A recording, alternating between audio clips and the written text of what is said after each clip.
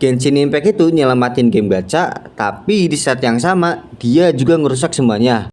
Dan yang paling parah, kita sebagai player itu terkena dampaknya. Kalian pernah kepikiran gak sih kenapa Genshin Impact itu sering disebut sebagai holy grailnya game gacha? Mau kalian itu suka atau enggak, kita itu harus akui lah satu fakta yang gak bisa dipungkiri. Genshin Impact itu game yang berhasil yang menormalkan game gacha di pasar global. Soalnya dulu game gacha itu identik banget sama game 2D, dan targetnya itu jelas, wibu garis keras. Nah tapi begitu Genshin itu datang dengan ngebawa dunia open world kelas game AAA, langsung semuanya itu berubah. Nah tapi apakah perubahan ini beneran bagus buat industri game gacha ini? Sebelum itu mari kita balik dulu lah ke tahun 2017.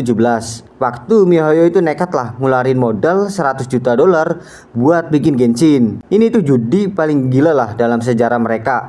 Nah terus kalian ingat gak sih pas pertama kali Genshin Impact itu dipamerin? Nah pas waktu dipamerin Genshin Impact itu langsung dihujat habis-habisan lah, karena dianggap plagiat Zelda. Sampai ada fans fanatik di Cina itu yang banting PS4 nya. Bahkan itu sampai ada kampanye yang mengangkat Nintendo Switch mereka lah ya, sebagai penolakan keras kepada Genshin. Nah ironisnya justru dari situ MiHoYo itu ngebuktiin lah kalau nyontek konsep itu sebenarnya itu gak masalah, asalkan dieksekusi dengan sangat matang. Nah tapi gara-gara Genshin, gacha standar kita itu udah rusak lah. Jujur aja, ingat gak sih kalian game gacha sesepuh dulu kayak game FGO atau Grand Blue Fantasy? FGO itu kan punya PT setelah bertahun-tahun, dan itu pun 330. Asu emang kan.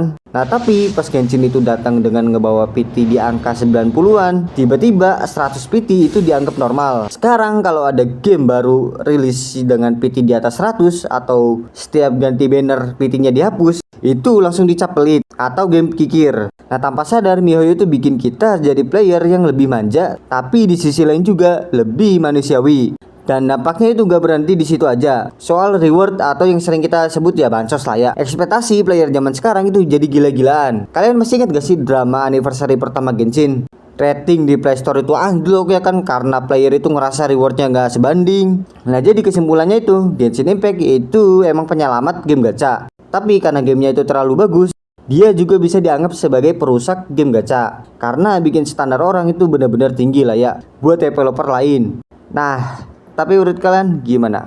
Coba tulis pendapat kalian di kolom komentar.